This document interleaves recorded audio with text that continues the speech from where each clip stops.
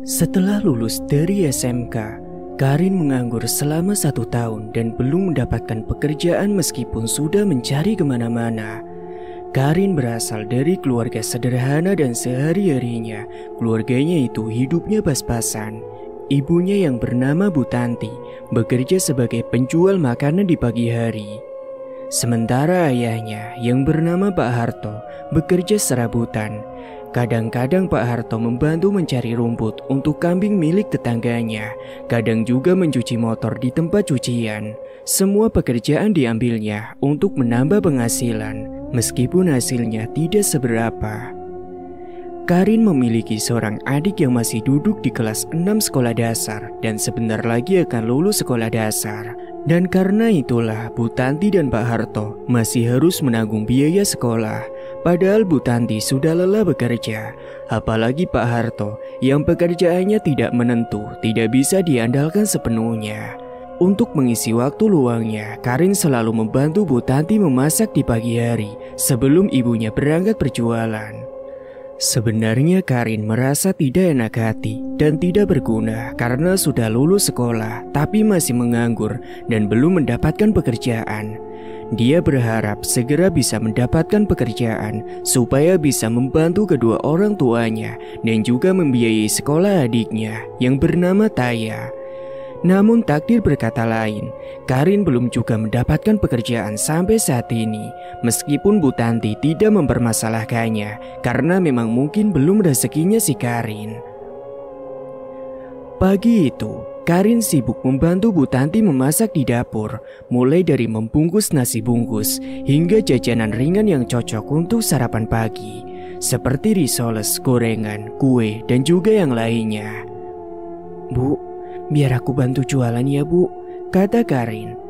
"Gak usah Nduk, kamu di rumah saja beres-beres," jawab Bu Tanti. "Tapi aku kasihan sama ibu kan pasti capek, aku jadi merasa gak berguna Bu." "Kamu jangan ngomong seperti itu Nduk, lagi pula kalau kamu yang jualan, nanti pelanggan ibu gak pada kenal, nanti siapa yang beli?" Iya juga sih Bu, kata Karin dengan nada yang pasrah. Setelah semua masakan selesai dibungkus, Bu Tanti pun berangkat untuk berjualan. Dia menjajakan dagangannya dengan naik sepeda. Biasanya mangkal di pinggir jalan raya, di mana banyak orang beraktivitas di pagi hari, berlalu lalang saat berangkat bekerja. Dan untungnya, dagangan Bu Tanti selalu laku setiap harinya karena banyak yang mampir untuk membeli sarapan. Sementara saat Bu Tanti sedang berjualan, Karin di rumah biasanya beres-beres. Kadang-kadang dia juga dibantu oleh ayahnya jika sedang tidak ada kerjaan. "Duk, Bapak pergi dulu ya," kata Pak Harto. "Memangnya mau kemana Pak?" tanya Karin. "Bapak mau motong rumput di rumah Pak RT, tadi Bapak disuruh." "Oh gitu, ya udah Pak, hati-hati ya," kata Karin. Akhirnya pagi itu pun Karin di rumah sendirian karena semua orang telah pergi. Adiknya juga sudah berangkat ke sekolah.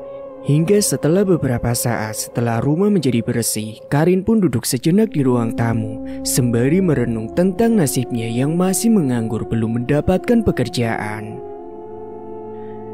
Singkat cerita, malam harinya keluarga Karin makan malam bersama dengan lauk seadanya, yaitu tempe goreng dengan nasi putih. Setiap hari mereka selalu makan lauk yang sama karena tidak memiliki uang yang cukup, jadi mereka jarang makan enak. Saat itu tiba-tiba saja Taya, adiknya, membicarakan soal kelulusan sekolahnya. "Bu, Pak, bentar lagi kan aku mau lulus. Nanti aku mau lanjut sekolah di mana? Terus uangnya buat daftar sama buat beli baju baru apa udah ada?" tanya Taya dengan polos. Seketika Bu Tanti yang mendengar ucapan Taya langsung terdiam memikirkan hal itu. Begitu juga dengan Karin yang merasa kasihan serta iba. Saat itu juga Karin pun terpikirkan sesuatu. Dia hendak meminta izin kepada kedua orang tuanya untuk pergi merantau ke kota, mencari pekerjaan supaya bisa membantu ekonomi mereka. "Pak, Bu, aku mau pergi merantau ya," kata Karin tiba-tiba. Jangan, Dok. Kamu cari kerja di sekitar sini saja, kata Bu Tanti cemas. Iya, Dok. Kamu jangan merantau. Nanti kalau terjadi sesuatu di sana gimana? Timbal ayahnya juga. Ibu sama bapak khawatir, Dok, tambah Bu Tanti. Tapi aku bisa jaga diri baik-baik, Bu. Dan nanti kalau aku sudah dapat kerjaan, aku pasti bisa selalu kirim uang ke rumah buat bantu meringankan ibu dan bapak, kata Karin dengan nada memohon. Saat itu Bu Tanti dan Pak Harto pun terdiam. Karin terus merayu kedua orang tuanya supaya mereka yakin dengan ucapannya. Hingga beberapa saat kemudian setelah hening sesaat, akhirnya Bu Tanti dan juga Pak Harto pun luluh. Mereka pun mengizinkan Karin untuk pergi merantau ke kota. Karin pun sangat bahagia mendapat izin dari kedua orang tuanya. Dan dia berharap semoga nanti di kota dia bisa mendapatkan pekerjaan dengan mudah. Singkat cerita, seminggu kemudian sudah waktunya bagi Karin untuk berangkat merantau.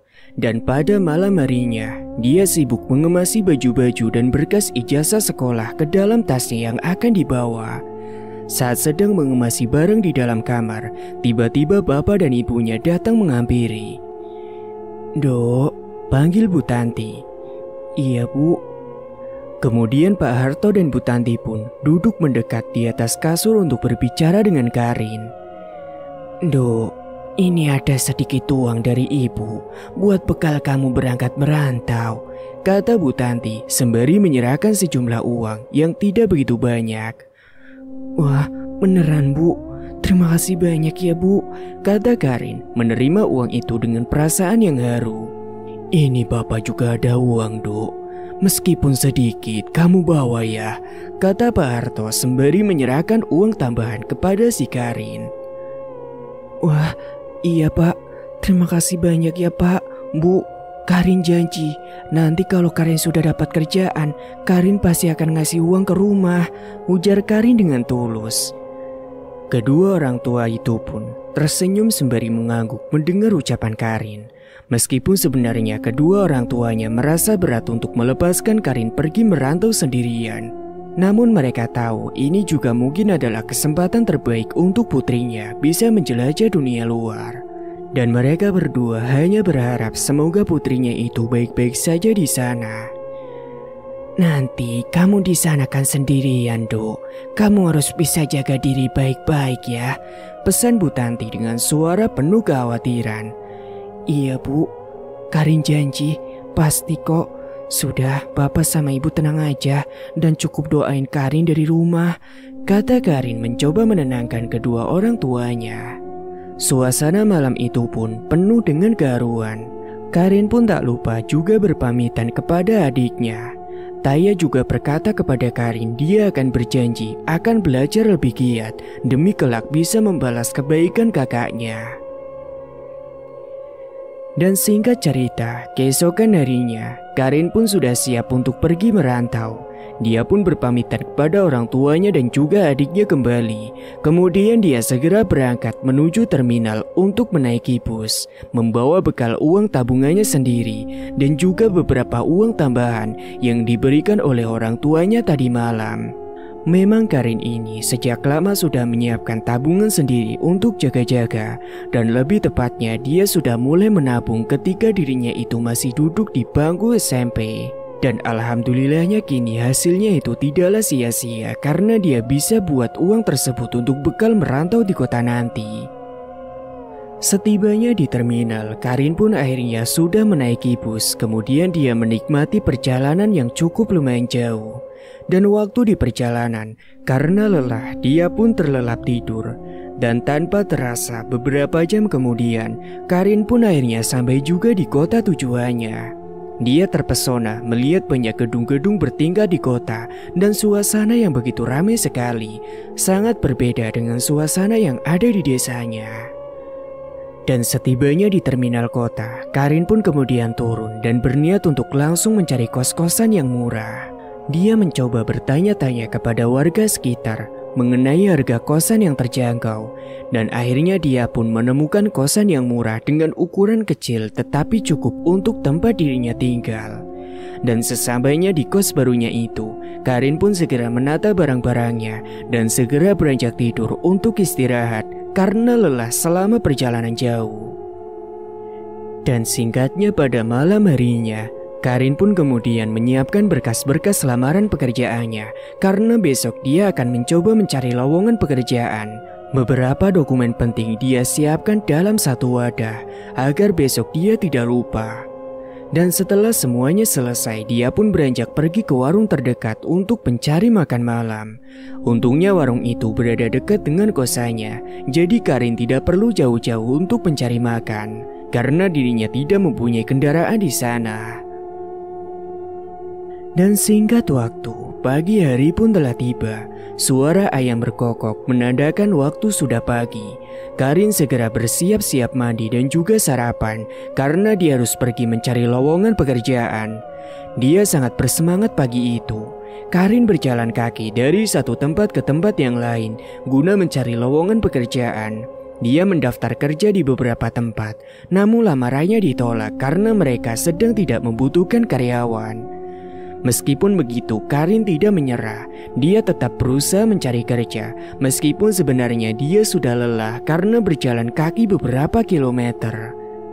Dan tidak terasa, hari pun sudah mulai siang. Keringat pun sudah membasahi tubuhnya. Karena lapar dan haus, Karin pun akhirnya memilih untuk mampir ke warung yang ada di pinggir jalan.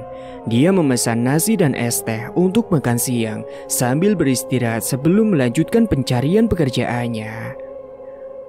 Dan setelah dirasa cukup, dia pun kemudian membayar makanan dan minumannya, kemudian melanjutkan kembali untuk mencari lowongan. Namun saat Karin akan melanjutkan perjalanannya, dia tiba-tiba melihat seorang ibu yang sedang kesulitan membawa barang belanjaannya menuju ke mobilnya. Karin yang merasa iba, dia pun kemudian menghampiri ibu tersebut dan menawarkan bantuan. "Maaf bu, biar saya bantu bawa belanjaannya.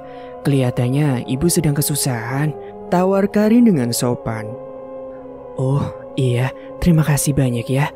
Kamu baik sekali," jawab ibu tersebut. Karin pun lalu membantu membawa belanjaan itu dan meletakkannya di bagasi mobil ibu itu. "Saya taruh sini ya bu," kata Karin. "Iya, terima kasih banyak ya. Oh iya, nama kamu siapa?" tanya ibu itu. "Nama saya Karin bu," jawab Karin. "Oh Karin, kenalkan, nama saya Bu Sinta," kata ibu tersebut sambil tersenyum. Meskipun Bu Sinta sudah berusia 40 tahunan, dia masih terlihat awet muda dan juga terlihat cantik. Mungkin karena memang dia rutin merawat tubuh dan juga wajahnya. Bu Sinta kemudian memperhatikan penampilan Karin yang pakaiannya itu selayaknya seperti orang yang sedang mencari pekerjaan. Terlihat dari pakaian hitam putih yang dikenakannya serta amplop coklat yang mungkin berisi berkas-berkas penting. "Kamu sedang mencari kerjaan ya?" tanya Bu Sinta. "Iya bu, dari pagi sudah mencari tapi belum dapat juga," jawab Karin sembari tersenyum. "Loh, kenapa belum dapat?" tanya Bu Sinta lagi.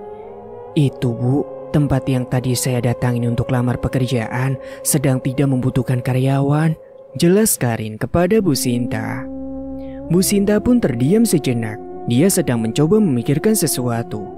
Kemudian dia menawarkan pekerjaan kepada Karin untuk bekerja di rumahnya sebagai asisten rumah tangga. Karena kebetulan dia sedang membutuhkan pembantu.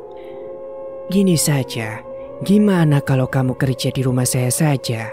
Kebetulan di rumah saya sedang butuh pembantu," tawar Bu Sinta. "Wah, iya bu, saya mau," jawab Karin dengan semangat. Dan tanpa pikir panjang, Karin pun menyetujui tawaran pekerjaan sebagai pembantu karena dia sedang benar-benar membutuhkan pekerjaan untuk membantu orang tuanya di desa. "Kalau begitu, mari ikut saya ke rumah dulu supaya nanti kamu tahu alamatnya," kata Bu Sinta. "Iya bu," jawab Karin. Karin pun kemudian ikut naik mobil dengan Bu Sinta menuju ke rumahnya. Di perjalanan mereka berbincang untuk menghilangkan keheningan. "Oh iya, kamu ngekos atau kesini ikut siapa?" tanya Bu Sinta. Saya datang ke kota sendirian, Bu. Saya dari kampung.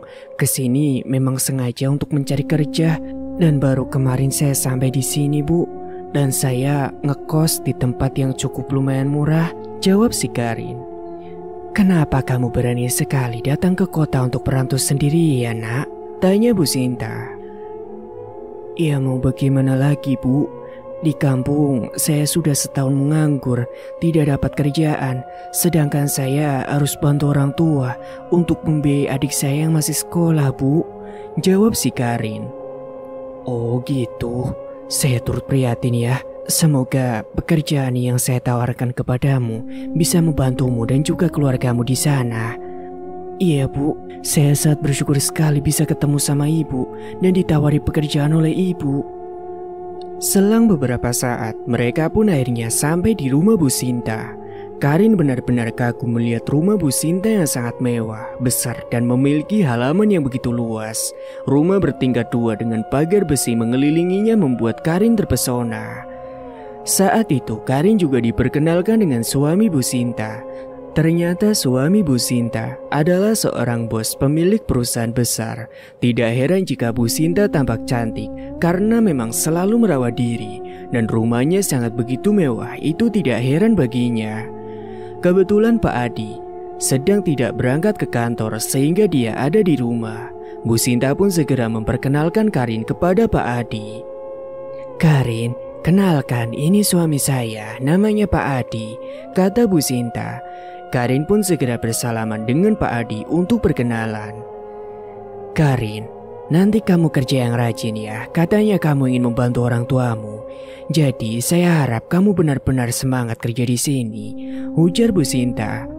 Iya Bu, pasti, saya janji, jawab Karin. Dan setelah itu pun Karin pun berpamitan untuk pulang ke kosannya.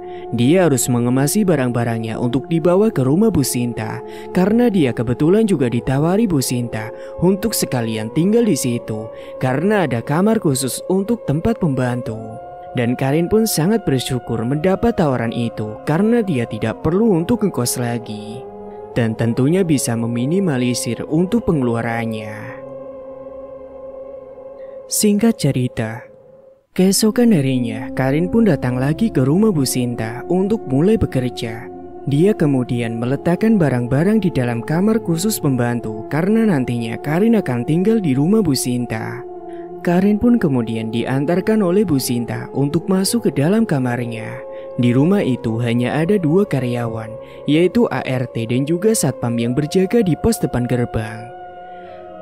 Setelah semua barang dirapikan di dalam kamarnya, Karin sudah mulai bekerja seperti menyapu, mengepel, mencuci baju, memasak, mencuci piring, dan juga lain sebagainya. Bu Sinta sibuk dengan kegiatannya sehari-hari seperti berbelanja, menghadiri arisan dengan temannya, dan kadang-kadang pergi ke salon meskipun sendirian karena suaminya kadang bekerja.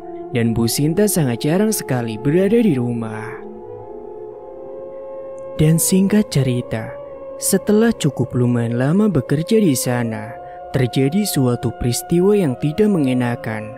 Suatu ketika, Pak Adi tidak pergi ke kantor karena tidak ada pekerjaan di kantor. Jadi dia hanya di rumah. Dan kala itu, di rumah hanya ada Pak Adi, Karin, dan juga satpam yang berjaga di depan. Selama ini ternyata Pak Adi selalu memperhatikan Karin. Dia terpesona dengan kecantikan Karin dan juga lekuk tubuhnya. Bahkan dia merasa berhasrat dan nafsu padanya. Pak Adi pun memiliki pikiran kotor terhadap Karin dan berniat untuk berbuat tidak senonoh.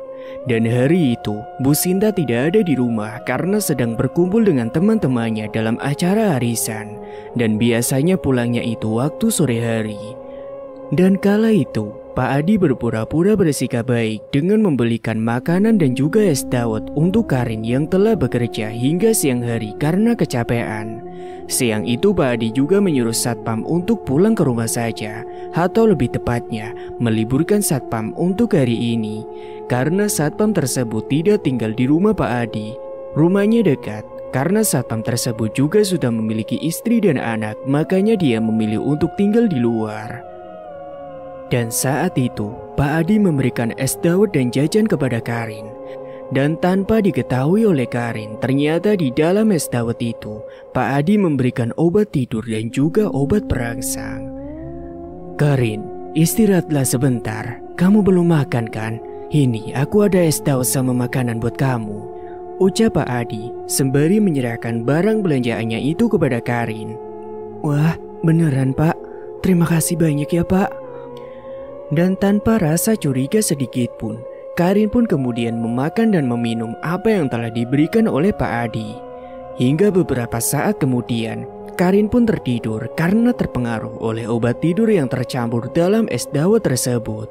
Sementara itu, Pak Adi mengintip dari kejauhan, dan setelah Karin tergeletak di ruang makan, Pak Adi pun segera mendekat dan membopong tubuh Karin masuk membawanya ke dalam kamar Karin, di mana di rumah itu hanya ada mereka berdua.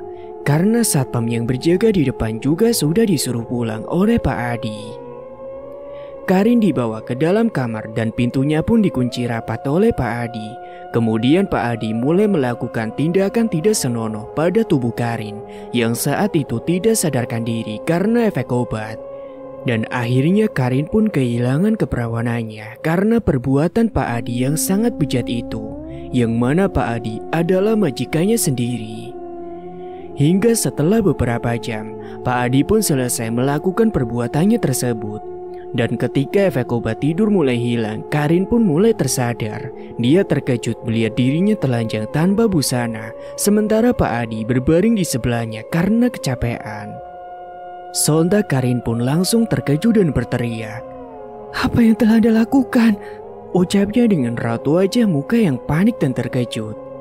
Namun ketika Karin akan berteriak meminta tolong, mulutnya langsung dibekap oleh Pak Adi dengan kedua tangannya. "Diam dan jangan melawan. Kuperingatkan, hanya kita berdua yang tahu. Lagi pula di rumah hanya ada kita berdua saja. Camkan ini, awas saja kalau kau sampai mengadu ini pada istriku," ancam Pak Adi sembari tangannya bergelayut nakal ke tubuh si Karin yang masih tidak memakai busana. Saat itu Karin hanya bisa pasrah, terdiam dan juga menangis sembari mengeluarkan air mata setelah mengetahui apa yang telah terjadi pada dirinya, yang mana perbuatan tersebut dilakukan oleh majikannya sendiri. Sungguh, Karin tidak menyangka bahwa dirinya akan mengalami kejadian pahit seperti ini. "Jangan sampai kau berani bicara. Awas saja kau. Aku bisa membunuhmu kapan saja jika kamu membocorkan kejadian ini." Karena takut dan tidak bisa melawan, Karin pun akhirnya menutup mulutnya dan tidak berani membicarakan hal ini kepada Bu Sinta. Dan dia masih tetap bekerja di rumah itu. Singkat cerita, hal yang tidak disangka ternyata Pak Adi terus meminta berhubungan dengan Karin ketika waktu Bu Sinta dan Satpam tidak ada di rumah. Karin di sana hanya dijadikan sebagai pemuas nafsu oleh Pak Adi. Karin merasa terdiam dan pasrah karena ancaman Pak Adi. Dia tidak bisa melawan, yang membuatnya sangat tertekan di tempat kerja karena rasa takut dan cemas yang dia rasakan. Dan pada akhirnya mereka sering melakukan hubungan. Hingga beberapa bulan kemudian, Karin pun tiba-tiba positif hamil. Dan semakin lama, Karin pun tidak bisa menyembunyikan kehamilannya karena perutnya semakin membesar. Dia pun kemudian terpaksa akhirnya jujur kepada Bu Sinta. Sementara Bu Sinta yang mendengar pengakuan dari Karin, dia sangat marah padanya. Menurut Bu Sinta, Karin terlalu memakai pakaian terbuka sehingga menggoda suaminya dan dia mau berhubungan dengannya. Karin merasa sangat bingung karena sebenarnya dia tidak melakukan hal tersebut. Sampai pada akhirnya Karin pun diusir dan dia pun dipecat. Kemudian dia memutuskan untuk pulang ke kampung, kembali ke rumah kedua orang tuanya dengan perasaan tangis dan sedih. Dia benar-benar kecewa kenapa Bu Sinta malah mempercayai suaminya yang bejat itu dan tidak mau mendengarkan alasan darinya. Dan singkatnya sesampainya Karin di rumah, dia pun menceritakan semuanya kepada ibu dan juga bapaknya. Mereka terkejut mendengar penuturan dari Karin dan juga terkejut ketika melihat Karin pulang dalam keadaan perut yang membesar. Karin bercerita sambil menangis karena menyesali masa depannya yang nampak suram, tidak ada harapan lagi. Tentu saja kedua orang tuanya yang mendengar hal itu sangatlah marah besar, tapi mereka juga bingung akan apa yang harus mereka berbuat. Mereka juga tidak menyalahkan Karin karena itu murni kesalahan Pak Adi yang sudah melakukan pelecehan kepada putrinya. Sementara Karin, tentu saja dia di desanya bakalan mendapat gunjingan dari para tetangganya karena dirinya sudah hamil di luar nikah dan tidak ada yang bertanggung jawab atas kehamilannya tersebut. Namun untungnya kedua orang tuanya masih menguatkan dirinya dan tidak menyalahkan atas apa yang telah terjadi pada dirinya. Dan singkat waktu, pada suatu malam, Karin terus memikirkan kejadian yang sangat menyakitkan itu. Hatinya dipenuhi dengan rasa kebencian dan ketidakpuasan terhadap perbuatan bejat Pak Adi. Akhirnya dia meminta seorang temannya untuk mengantarkannya ke dukun. Keesokan paginya, mereka berdua berangkat menuju tempat dukun dengan menaiki bus.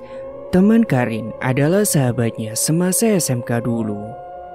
Perjalanan menuju tempat dukun cukup lumayan jauh. Beberapa jam kemudian, Karin dan temannya pun tiba di sebuah rumah gubuk di tengah hutan. Mereka melihat banyak orang yang sedang mengantri, menunggu giliran. Karin dan temannya pun juga ikut mengantri. Hingga setelah 1 jam lamanya mereka menunggu, kini giliran mereka pun telah tiba. Mereka dipanggil masuk untuk bertemu dengan Baharyo, dukun yang adalah tujuan dari mereka berdua. Dan di dalam ruangan itu, Karin pun menceritakan semua masalah yang dia alami kepada Baharyo tanpa rasa malu. Saya ingin membalas dendam kepada seseorang, Mbah, dan saya ingin dia merasakan penderitaan yang sama seperti yang saya alami sekarang. Saya ingin dia perlahan-lahan mati, Mbah.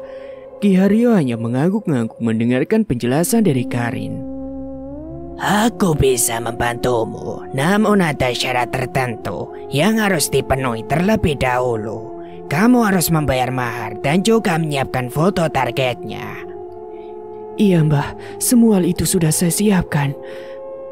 Karin memang membawa uang hasil kerjaannya dari rumah Bu Sinta, serta tabungannya sendiri. Foto target pun dia dapat dari media sosial kantornya Pak Adi. Ini Mbah, uang dan juga foto targetnya, ucap Karin sambil menyerahkan keduanya kepada Mbah Haryo. Dan malam itu juga, Karin pun akan menjalani ritual di ruangan khusus, sementara temannya menunggu sendirian di ruang tamu.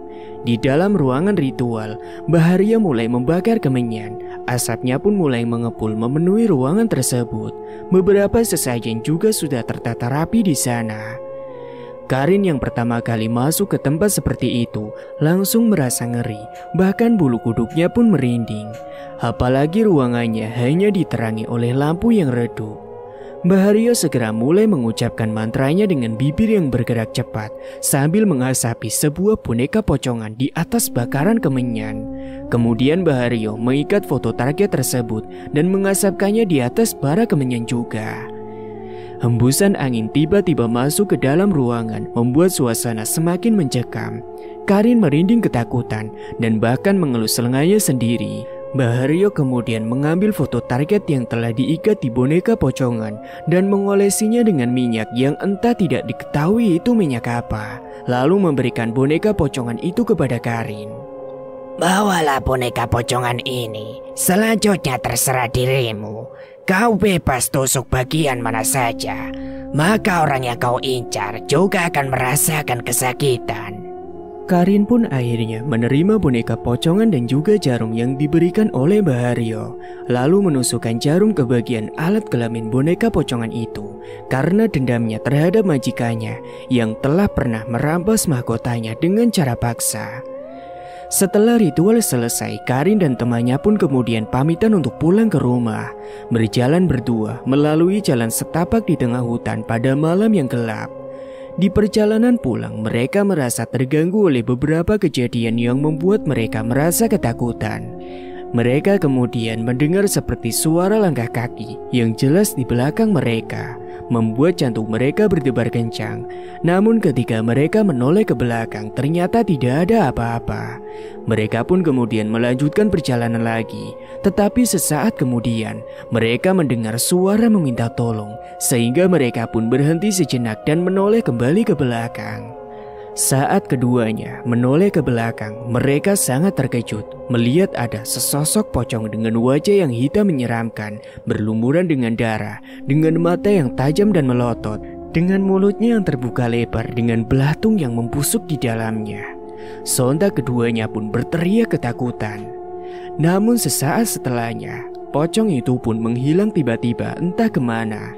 Keduanya masih dalam kondisi terdiam, jantung berdegup kencang dan napas mereka terlihat terengah-engah. Hingga setelah beberapa saat, Karin dan temannya pun akhirnya tersadar dan bisa bergerak lagi dan mencoba melupakan kejadian tersebut. "Udah, ayo kita lanjut pulang aja," ucap Karin mengajak temannya untuk buru-buru. Singkat cerita, di hari yang berbeda, pada malam hari, Karin sedang berada di dalam kamarnya. Dia akan melakukan apa yang sudah pernah disuruh oleh Mbah Haryo, yaitu menusuk-nusuk boneka pocongan sesuai keinginannya di bagian manapun. Karin menutup pintu kamarnya karena takut apa yang dilakukannya itu diketahui oleh kedua orang tuanya, karena mereka tidak tahu bahwa Karin sudah melakukan hal senekat itu. Karin melakukannya saat waktu tengah malam. Boneka pocongan yang diberikan oleh Mbah Haryo sudah berada di tangannya, dan Karin mulai merapalkan mantranya. Saat itu Karin sangat dendam dan geram ketika akan menusuk bagian boneka pocongan, sembari membayangkan wajah Pak Adi yang sangat begitu bejat.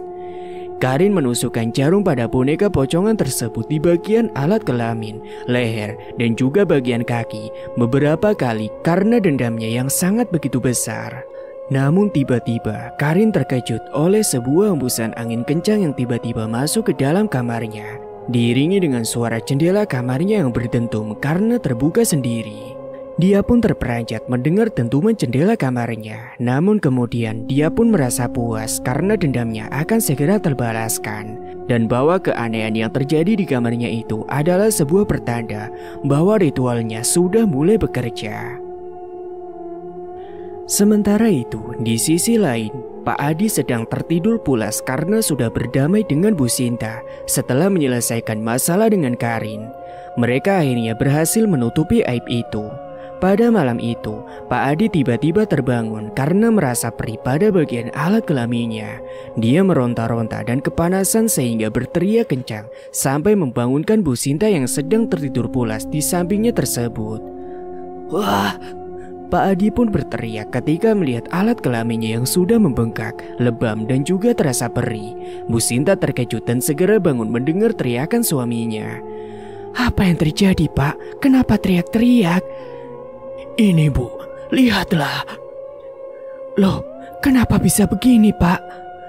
"Aku juga tidak tahu mengapa ini tiba-tiba terasa panas dan perih." Tidak berapa lama kemudian, tiba-tiba leher dan kakinya juga ikut lebam. Pak Adi pun semakin kesakitan.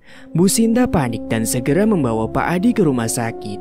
Dia mengemudikan mobilnya dengan cepat karena mendesak. Sementara Pak Adi terus berteriak kesakitan, merasakan panas dan perih yang begitu amat terasa begitu sakit, seperti ditusuk-tusuk oleh jarum.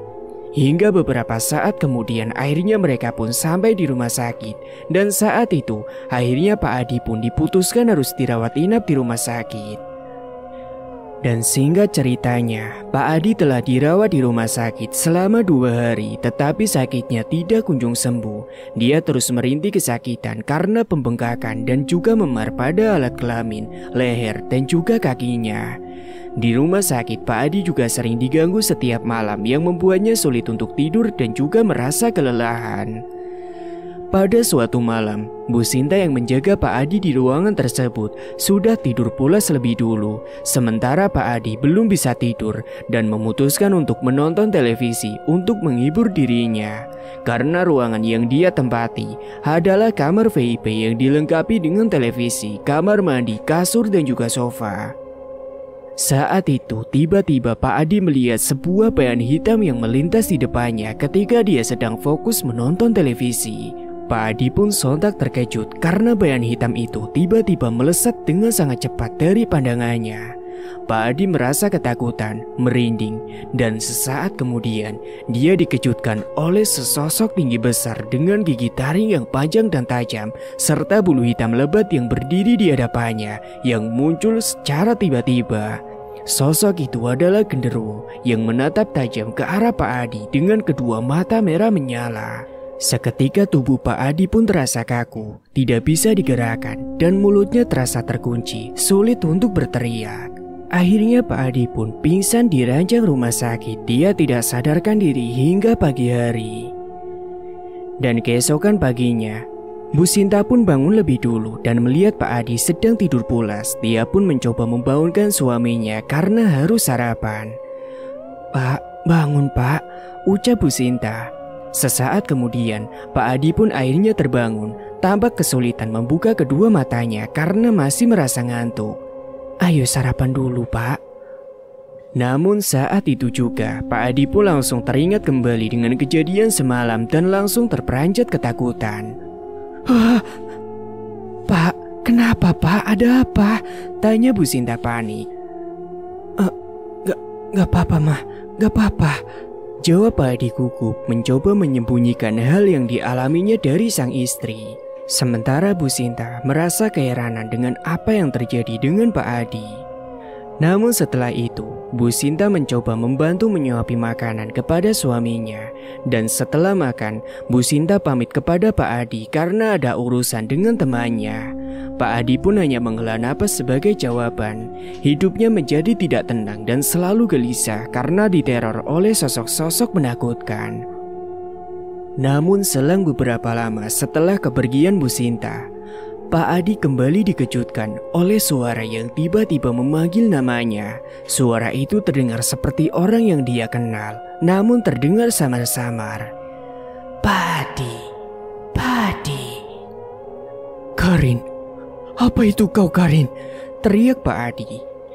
Dia mencoba mencari keberadaan suara itu di dalam ruangan, tetapi tidak menemukan apa-apa. Malah yang ada hembusan angin kencang yang tiba-tiba masuk ke dalam ruangan, membuat gorden jendela bergerak ke sana kemari dengan sangat cepat, membuat bulu kuduk Pak Adi merinding. Dan di saat yang sama, Pak Adi mendengar suara wanita tertawa. Pandangannya tertuju pada jendela. Dia pun terkejut melihat sosok kuntilanak yang berdiri dengan wajah yang hancur, berlumuran dengan darah yang menatapnya dengan tajam. Pak Adi pun terlonjak ketakutan, namun tidak bisa bergerak. Akhirnya dia pun berteriak-teriak ketakutan, hingga suster dan dokter pun datang ke ruangannya. Saat itu rasa takutnya bercampur dengan rasa sakit yang sangat kuat, karena luka lebam dan juga pembengkakan semakin parah, bahkan hingga baunya membusuk. Dokter dan suster yang datang saat itu langsung memeriksanya. "Ada apa Pak?" tanya dokter yang menghampiri ke ruangannya. "Dok, tolong saya dok, saya takut." "Pak, tenang ya Pak," ucap dokter yang mencoba menenangkannya. "Suster, tolong siapkan obat bius," imbu sang dokter yang menyuruh perawat untuk bergegas. "Baik dok." Dokter pun menduga Pak Adi mengalami gangguan jiwa karena teriak-teriak sendiri, sehingga dia akan menyuntikkan obat bius untuk membuatnya tenang. Dan setelah dibius, Pak Adi pun tertidur, tidak lagi merasakan ketakutan karena pengaruh obat bius. Beberapa saat setelahnya, Bu Sinta telah kembali dan dia terkejut ketika melihat dokter berada di dalam ruangan suaminya. Dan Bu Sinta pun kemudian bertanya apa yang terjadi dengan suaminya. "Dok, suami saya kenapa?" tanya Bu Sinta panik. "Tadi pasien teriak-teriak sendiri Bu, dan saya rasa kemungkinan jiwanya telah mengalami gangguan," tutur sang dokter. "Makanya saya tadi menyuntikkan obat bius agar dia bisa beristirahat dengan tenang," imbunya lagi. Bu Sinta pun terkejut mendengar pernyataan dari dokter dan tidak menyangka bahwa suaminya mengalami gangguan jiwa. Menurut dokter, Pak Adi bisa mengalami gangguan jiwa karena stres dengan penyakit yang tidak kunjung sembuh. Sementara itu, Karin menghabiskan sebagian besar waktunya di rumah. Setiap pagi seperti biasa, dia membantu Bu Tanti memasak untuk dijual. Sejak hamil di luar nikah, dia jarang keluar rumah karena malu atas omongan tetangga. Kondisi perutnya yang semakin besar membuatnya semakin tertutup di rumah. Sendirian di rumah, Karin terus mengingat dendamnya terhadap Pak Adi. Dia pun memutuskan untuk melakukan ritual kembali dengan boneka pocongan yang disimpan di kamarnya. Dengan penuh kemarahan, Karin pun membacakan mantra sambil menusukkan kembali boneka pocongan pada bagian alat kelamin, leher, dan juga kaki Pak Adi sampai berkali-kali. "Dasar laki-laki bejat," ucap Karin dengan sangat geram, menusuk-nusuk boneka dengan jarum tajam yang ada di tangannya, sembari membayangkan wajah Pak Adi yang memicu kemarahannya. "Kamu harus mati." Dan setelah ritual selesai, Karin pun tiba-tiba merasakan sakit perut yang sangat hebat. "Kenapa perutku sakit sekali?" desanya kesakitan. Dia pun mencoba merebahkan tubuhnya di atas kasur, berharap rasa sakitnya itu kunjung menghilang.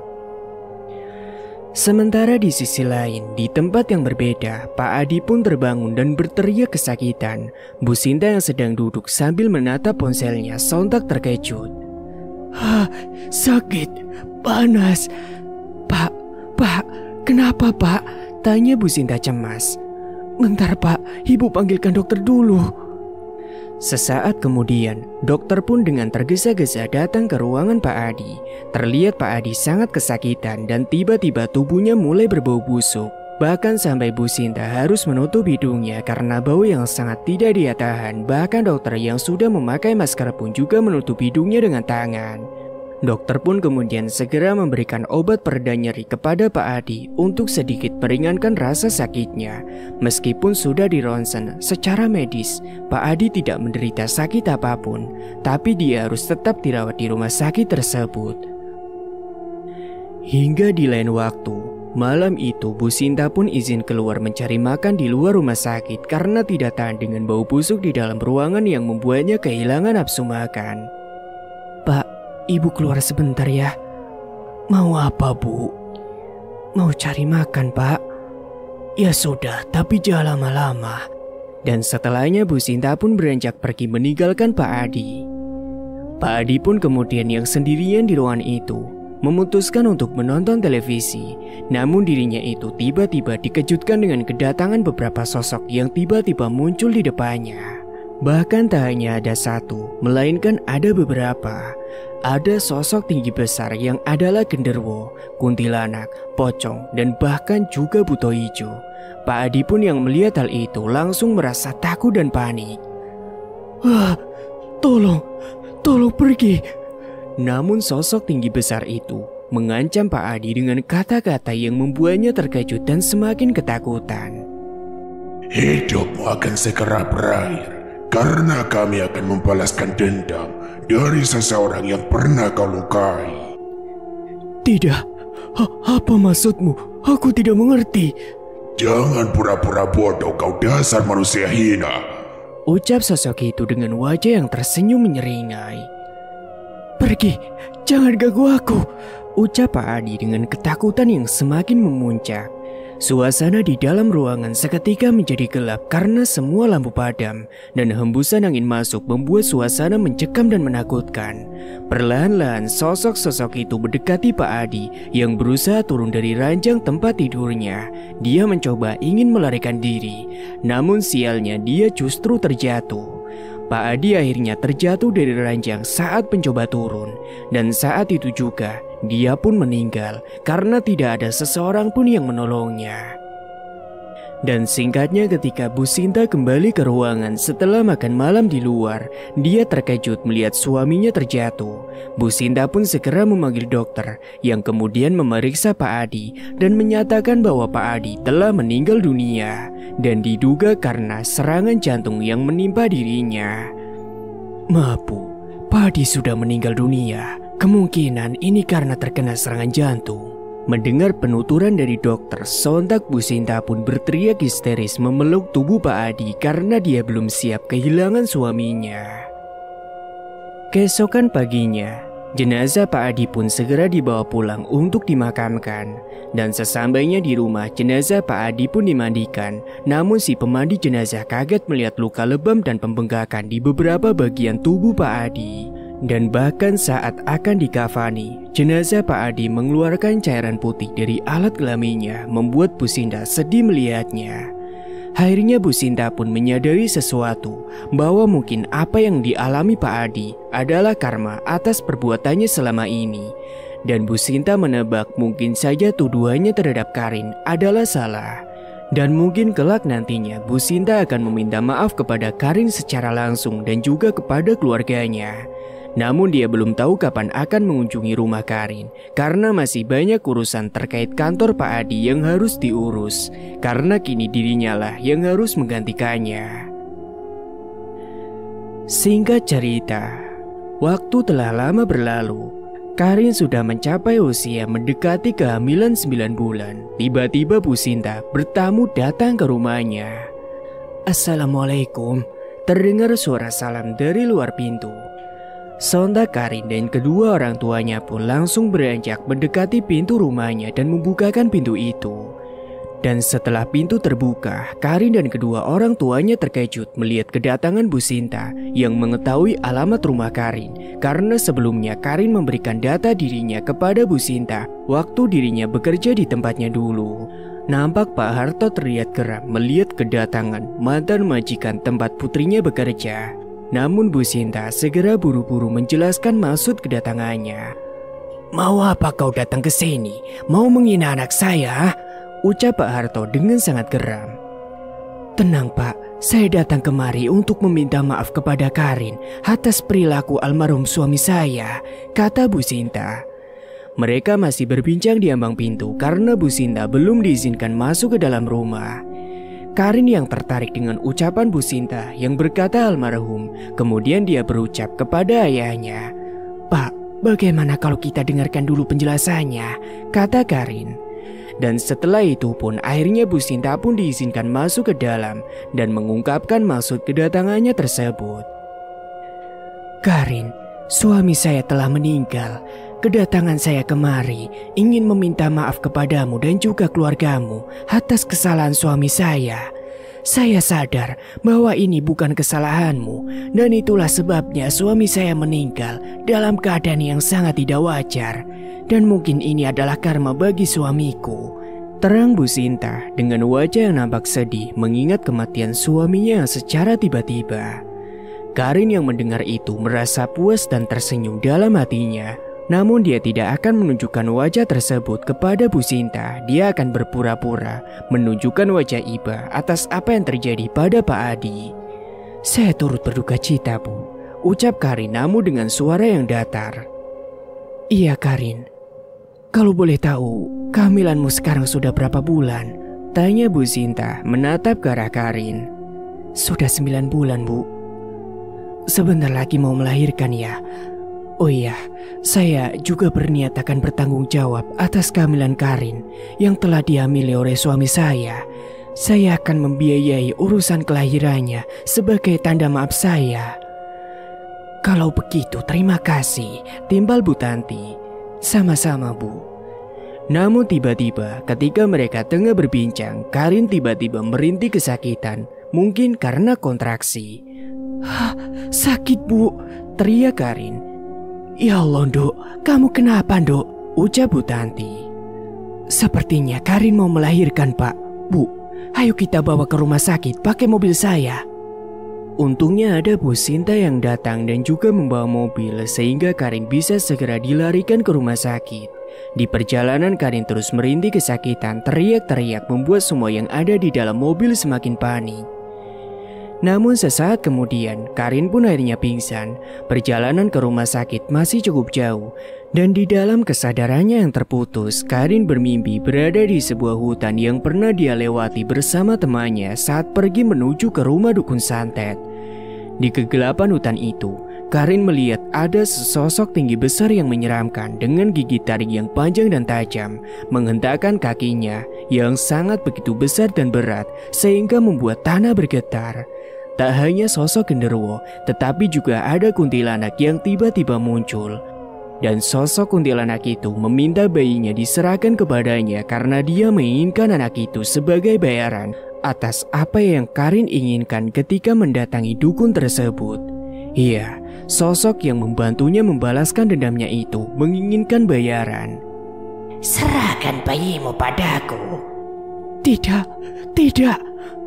Meskipun kandungannya sudah sangat besar, Karin berlari sekuat tenaga, menyusuri jalanan setapak hutan. Hingga sesaat kemudian, Karin pun tersadar dari pingsannya dan menyadari bahwa dirinya telah berada di ruang persalinan rumah sakit untuk melahirkan. Namun singkatnya dan juga sialnya, setelah berjuang melahirkan anaknya, Karin tiba-tiba meninggal dunia. Tak lama kemudian bayinya juga meninggal dunia beberapa jam setelah lahir. Pak Harto, Bu Tanti dan juga Bu Sinta sedih atas kepergian Karin dan juga bayinya. Jenazah Karin dan bayinya pun segera dibawa pulang untuk dimakamkan. Beberapa tetangga datang untuk melayat, tetapi beberapa juga ada yang menggunjing tentang kematian Karin. Di antara rasa haru dan duka, gosip-gosip tidak sedap mulai tersebar. Beberapa tetangga menganggap bahwa kematian Karin dan bayinya merupakan hukuman atas dosa zina yang mereka yakini dilakukan oleh Karin.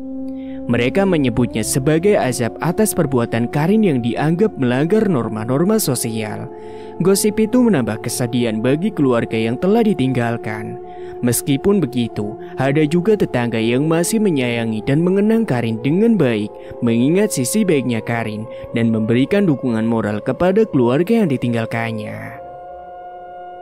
Dan singkatnya, setelah jenazah Karin dan bayinya dimakamkan, temannya yang pernah mengantarkan Karin ke dukun tidak segera pulang. Dia ingin membicarakan tentang perbuatan Karin kepada orang tua Karin. "Pak, Bu, sebenarnya ada yang ingin saya bicarakan tentang Karin," ucap temannya Karin. "Apa yang kamu bicarakan, Nak? Ada masalah dengan Karin?" tanya Bu Tanti tampak terkejut. "Beberapa bulan lalu, Karin meminta saya untuk mengantarkannya ke dukun, Bu. Dia ingin menyantet majikannya karena dendam dan juga sakit hati," jelas temannya. "Astagfirullah, itu sungguh perbuatan yang salah," ucap Bu Tanti, Pak Harto dan juga Bu Sinta yang terkejut mendengar penuturan itu. Kedua orang tua Karin dan Bu Sinta kaget mendengar pengakuan tersebut.